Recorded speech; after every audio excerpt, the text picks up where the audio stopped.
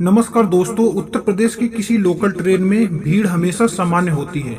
भीड़ भाड़ वाले डिब्बे, लोगों की चहल पहल, टिफिन से निकलती पराठों की खुशबू और खिड़की से झांकती धूप। लेकिन उस दिन के स्लो पैसेंजर डिब्बे में एक नज़ारा अलग था। एक बूढ़ा आदमी, उम्र लगभग 75 साल, पतली काया, झुकी हुई पीठ और गंदे काले से कपड़े पहने ट्रेन के कोने की सीट पर बैठा था। उसके हाथ में एक पुरानी पिट्ठू थैली थी और आंखों में थकान की परछाई। उसकी चप्पलें टूटी हुई थी और चेहरा ऐसा जैसे जिंदगी ने कई सफर उसके शरीर पर लिख दिए हो। वो चुपचाप बैठा था, किसी से नजरें मिलाए बिना, खिड़की से बाहर देखता हुआ। पास बैठे यात्री भी उसे देख रहे थे, लेकिन किसी ने कुछ नहीं पूछा। ट्रेन ने स्टेशन छोड़ा ही था कि एक आवाज गूंजी, टिकट टिकट दिखाओ। टीटी ट्रेन टिकट एग्जामिनर, उम्र लगभग 40 साल, सफेद शर्ट, काली पैंट, कंधे पर तेज, डिब्बे में घूम रहा था। एक एक करके टिकट जांचते हुए उसकी नजर बूढ़े आदमी पर पड़ी। ये बूढ़े, टिकट है क्या? उसने रूखे स्वर में पूछा। बूढ़े ने धीरे से कहा, बेटा टिकट नहीं है। पैसे नहीं थे, लेकिन मुझे इटावा जाना है। वही मेरी बेटी है, बहुत जरूरी है। टीटी ने झिड़क कर कहा, जरूरी सबको होता है, लेकिन यह ट्रेन फ्री में नहीं चलती, समझा? चल नीचे उतर, अगले स्टेशन पर उतारेगा तुझे। डिब्बे में सन्नाटा छा गया। कुछ लोगों ने नजरें चुराई, कुछ फोन में उलझ गए। बूढ़ा हाथ जोड़कर बोला, बेटा मैं स्टेशन पहुंचते ही बेटी से पैसे मंगवा लूंगा, मैं वादा करता हूँ। लेकिन टीटी का मन पत्थर हो चुका था। जितना तूने टिकट बचाया है ना, उससे बड़ी कीमत अब तू चुकाएगा। बेइज्जती की। उसने जोर से सीटी मारी और गार्ड को बुलाया, अगले स्टेशन पर उतार देना इसको। भीख मांगने वाले सब ऐसे ही आते हैं, देश को मुफ्तखोरों ने बर्बाद किया है। बूढ़ा चुपचाप बैठा रहा, उसकी आंखें अब झुकी नहीं थी, लेकिन उनमें एक ऐसा सन्नाटा था जिसे कोई नहीं सुन रहा था। स्टेशन आया, छोटा सा, सुनसान सा। टीटी ने उसे खींचते हुए उठाया और प्लेटफार्म की ओर इशारा किया, उतर जा यहाँ से, अपने इटावा चला जा, पैदल। बूढ़ा धीरे धीरे उठा। किसी ने हाथ नहीं बढ़ाया, किसी ने विरोध नहीं किया। उसने अपनी थैली उठाई, कांपते पैरों से सीढ़ी से नीचे उतरने लगा। तभी डिब्बे के एक कोने से एक मासूम सी आवाज आई, दादाजी को क्यों उतारा? सबकी नजरें मुड़ गई। एक छोटा लड़का, उम्र शायद 9 साल, स्कूल ड्रेस में माँ के बगल में बैठा था। उसकी आंखों में मासूमियत और आवाज में सवाल था। उनका टिकट नहीं था बेटे, टीटी ने गुस्से को दबाते हुए जवाब दिया। बच्चे ने माँ का पर्स खींचा और कहा, मम्मी आप हमेशा कहती हो ना कि बड़ों की मदद करनी चाहिए, तो हम क्यों नहीं कर सकते?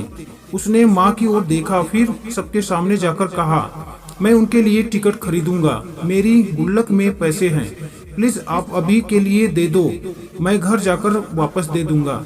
डिब्बे में एकदम सन्नाटा था। बच्चा टीटी की जेब में जबरदस्ती कुछ पैसे ठूसते हुए बोला, प्लीज अंकल जी, दादाजी को मत उतारो। अब टीटी के चेहरे पर भी झिझक थी। एक पल को वो रुका, फिर नीचे उतरते हुए उस बूढ़े आदमी के पास गया। टीटी के कदम भारी हो चुके थे। वो प्लेटफार्म पर धीरे धीरे उतरकर उस बूढ़े आदमी के पास पहुंचा तो अब भी एक पुराने बेंच के कोने में बैठा था, थका हुआ, लेकिन आंखें अब भी उम्मीद के इंतजार में थी। टीटी ने कुछ पल चुप रहकर उससे देखा, फिर गला साफ करते हुए कहा, बाबा चलिए वापस आइए, बच्चे ने आपका टिकट ले लिया है। बूढ़ा चौंका। उसने धीरे से टीटी की ओर देखा। कौन बच्चा? वो छोटा सा लड़का स्कूल ड्रेस में। उसने आपके लिए पैसे दिए। आपकी जगह कोई और होता तो शायद चुप रह जाता, लेकिन उसने नहीं किया। बूढ़े की आंखें भर आईं, उसके होंठ कांपे, लेकिन वह कुछ बोल नहीं पाया, केवल हाथ जोड़कर सर झुकाया, मानो अपने जीवन के सबसे बड़े अपमान और सबसे सुंदर क्षण को एक साथ देख रहा हो। डिब्बे में जब वह वापस चढ़ा, उसकी नजरें अब उस पर थी, लेकिन अब उनमें तिरस्कार नहीं था, संकोच और शर्म थी। वो बच्चा वहीं बैठा था, अब माँ के कंधे पर टिका हुआ। बूढ़ा उसके पास गया, धीरे से झुका और कांपते हाथों से उसका सिर सहलाया। बेटा तेरा नाम क्या है? आरव। तूने जो किया वह जिंदगी भर याद रहेगा। भगवान तुझे बहुत बड़ा इंसान बनाए। बच्चा मुस्कुरा दिया। दादाजी आप तो पहले से ही बड़े हो, मैं तो बस छोटा सा काम कर पाया। यह सुनकर बगल में बैठे एक अधेड़ उम्र के व्यक्ति ने अपनी सीट छोड़ दी। बाबा आप यहाँ बैठिए। अब वही लोग जो कुछ मिनट पहले तक चुप थे, मोबाइल में उलझे थे, अब अपनी जगह छोड़ रहे थे, सिर झुका रहे थे। उनमें अपराध बोध था और इस मासूम बच्चे के कारण उनकी आत्मा जाग चुकी थी। टीटी के वापस डिब्बे में आया। उसकी आंखों में अब वह अकड़ नहीं थी। वो बोला, माफ कीजिए बाबा, ड्यूटी करते करते कभी कभी दिल कठोर हो जाता है, पर आज यह बच्चा याद दिला गया कि इंसान पहले बनना जरूरी है। बूढ़ा मुस्कुराया, गलती आपकी नहीं, यह जमाना ही ऐसा हो गया है जहां हर बुजुर्ग को झूठा, हर भूखे को चोर समझ लिया जाता है। लेकिन आज इस ट्रेन में एक छोटा बच्चा हमें बड़ा बना गया। ट्रेन ने फिर से चलना शुरू किया। खिड़की से बाहर खेतों की हरियाली थी और डिब्बे के अंदर अब एक गर्माहट थी जो नहीं टीटी टोपी से आई, ना ही किसी सरकारी आदेश से। वो गर्माहट एक छोटे दिल से निकली थी जो ना उम्र देखता है, ना ताज, ना हालात, बस इंसान दिखता है। ट्रेन अब धीरे धीरे इटावा स्टेशन के करीब पहुंच रही थी। वही स्टेशन जहां उस बूढ़े आदमी को पहुंचना था, जहां उसकी बेटी रहती थी, जहां वह कई सालों बाद मिलने जा रहा था। डिब्बे के भीतर अब कोई शोर नहीं था, सब कुछ शांत था। लेकिन उस खामोशी में भी एक गूंज थी, आरव की मासूमियत की गूंज। बूढ़ा अब भी उसी सीट पर बैठा था, पास में आरव बैठा। दोनों के बीच में उम्र का फासला था, लेकिन दिलों का नहीं। बूढ़े ने धीरे से अपनी पिट्ठू थैली खोली और अंदर से एक पुरानी सी मिठाई की डिब्बी निकाली। बेटा आरव, यह मैं अपनी बेटी के लिए लाया था, लेकिन अब लगता है इससे पहले तेरा हक बनता है।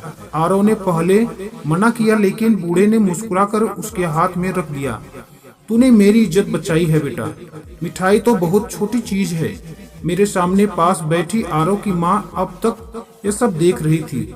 उसकी आंखों में नमी थी। उसने अपने बेटे को सीने से लगाया।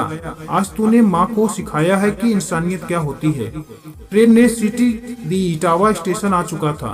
बूढ़ा खड़ा हुआ, कांपते हाथों से अपने बैग को ठीक किया और दरवाजे की ओर बढ़ा।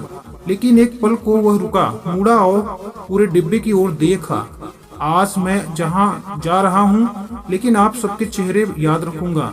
मैंने देखा कि चुप रहना आसान होता है, पर आज एक छोटे से बच्चे ने सिखा दिया कि बोलना जरूरी होता है जब किसी के साथ नाइंसाफी हो।